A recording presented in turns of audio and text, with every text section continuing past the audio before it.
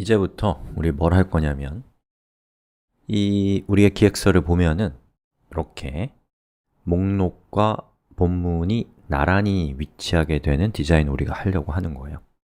자, 그러면 밑에 있는 이 CSS라고 되어 있는 이 부분이 이 위쪽으로 쓱 하고 올라오면 되겠죠. 자, 그걸 하기 위한 여러 가지 방법이 있는데요. 그 중에서 우리는 아주 최신의 방법을 살펴볼 겁니다. 바로 그리드라고 하는 방법입니다. 사실 인류가 되게 오랜 시간 동안 이 정보들을 잘 배치하는, 다시 말해서 레이아웃을 잘 짜는 방법을 코드를 통해서 효율적으로 하는 것에 대해서 굉장히 뭐랄까요, 어려움을 많이 겪었습니다. 그래서 여러 가지 시행착오 끝에 이제 플럭스라는 것도 등장하고, 그리고 궁극의 방법이라고 할 수 있는 그리드라는 것까지 도착했거든요. 그래서 이번 시간에는 아주 최근에 등장한 기술인 그리드라고 하는 것을 이용해서 방금 말씀드린 그 목적을 달성해 보겠습니다. 우리 파일을 하나 만들어서 그리드가 뭔지를 먼저 한번 살펴봐야겠죠. 자, grid.html이라는 파일을 만들었고요. 자, 이렇게 기본 파일을 만들고, 그리고 이 파일을 열게요. 자, 이렇게 열었습니다. 자, 그리고 저는 두 개의 문자를 쓰겠습니다. navigation 그리고 article 이렇게 이 두 개의 문자를 썼는데요. 저는 이 각각의 문자에다가 테두리를 주고 저것들을 나란히 한번 배치해 볼 거예요. 자, 그걸 하기 위해서는 여러분이 여기 있는 내비게이션과 article이라는 저 정보를 각각 어떤 태그로 묶어줘야 됩니다.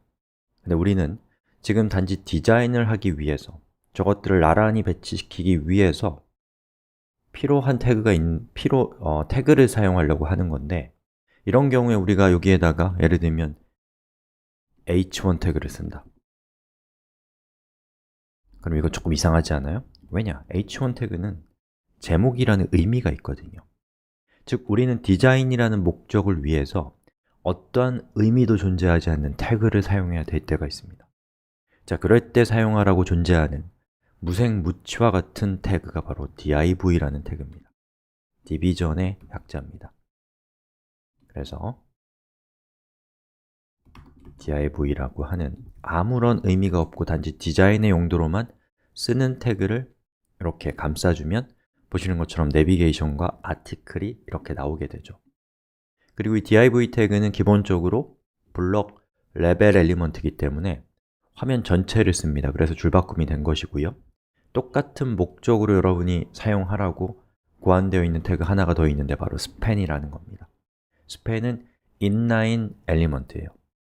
예, 여러분이 inline이 필요하냐, 블록 레벨 엘리먼트가 필요하냐에 따라서 span이나 div 태그를 쓰면 되겠습니다. 자, 저는 div 태그를 쓸 거예요. 자, 그리고 우리가 이 그리드를 알아보기 위해서는 여기 있는 저 각각의 태그의 부피감을 확실하게 알 필요가 있습니다. 그래서 저는 스타일 태그로 이 웹페이지에 있는 모든 div에 border, pixel, solid,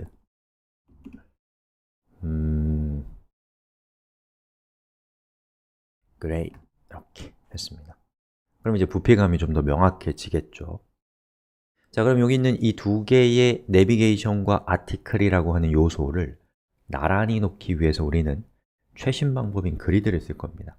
자, 그걸 하기 위해서는 이 두 개의 태그를 감싸는 부모가 필요해요. 그래서 저는 부모 태그를 하나 만들 겁니다. 이렇게. 예. 그 다음에 이 부모 태그에다가 id를 줄게요. 그리드라는 id 값을 주겠습니다. 저 id 값은 아무거나 하셔도 돼요. 자, 그리고 저는 이 웹페이지에서 id 값이 그리드인 태그에 대해서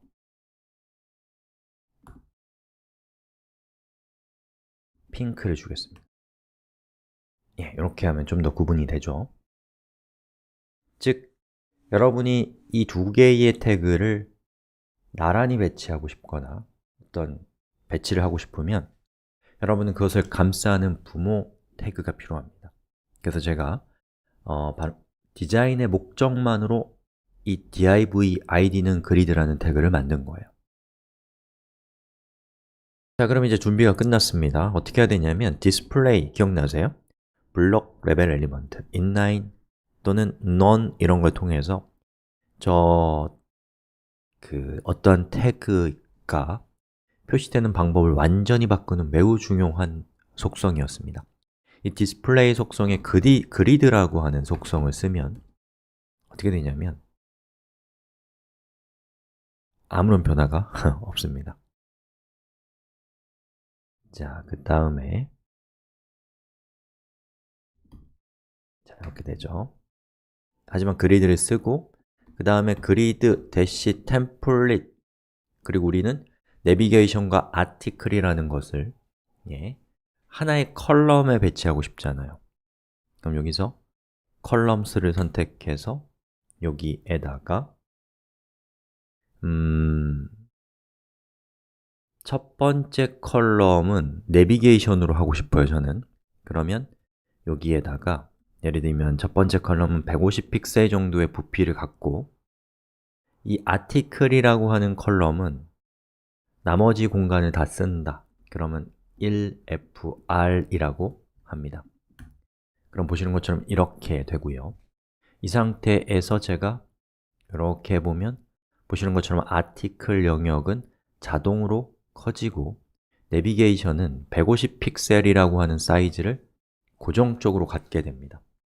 그럼 여기 있는 1fr이라고 하는 것이 무엇이냐면 자, 저거를 제가 1fr로 이렇게 하게 되면 두 개는 같은 크기가 됩니다. 자, 이거 조금 축소할게요. 그리고 여기 앞에 있는 것을 2fr로 하면 화면 전체를 3fr이라고 했을 때 내비게이션은 2만큼, 아티클은 1만큼 화면 전체를 쓰게 자동으로 조정되는 단위가 fr이라고 일단 생각하시면 되겠습니다. 자, 그럼 다시 아까 우리 상태로 돌아오면 보시는 것처럼 내비게이션은 150픽셀을 사용하고 아티클은 1fr를 쓴다고 하면 이런 모습이 되겠죠. 그리고 그리드를 사용하면 좋은 것이 여기 있는 아티클이라고 되어 있는 부분에 제가 의미 없는 텍스트를 한번 이렇게 넣어볼게요. 아무 의미 없는 텍스트입니다. 보시는 것처럼 여기 있는 이 텍스트가 많아짐에 따라서 자동으로 커지고 왼쪽에 있는 내비게이션 엘리먼트도 내비게이션을 감싸고 있는 태그 역시도 자동으로 커진다라는 것이죠. 자, 그래서 이것이 바로 그리드라고 하는 겁니다. 그리드. 그래서 그리드는 아주 최신 기술인데요. 여러분이 최신 CSS의 기능을 사용하기 위해서는 그것을 현재 사용해도 되는지, 되지 않는지를 데이터에 근거해서 판단하실 필요가 있습니다.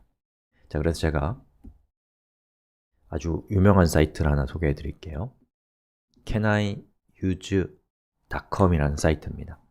이 사이트는 여러 CSS나 HTML 또는 자바스크립트의 기술들 중에서 현재 웹브라우저들이 얼마나 그 기술을 채택하고 있는가에 대한 통계를 보여주는 서비스입니다. 여기다가 제가 그리드라고 이렇게 쳐보면 보시는 것처럼 CSS 그리드 레이아웃이 나오고요. 크롬 62 버전에서 초록색이면 쓸 수 있다라는 뜻이고요. 그리고 오페라 미니에서는 지원되지 않기 때문에 그리드를 쓰면 동작하지 않을 것이라는 뜻입니다. 자, 그리고 여기 있는 IE11은 인터넷 익스플로러 11인데 부분적으로 지원하고 있다라는 뜻이 저 색깔이에요.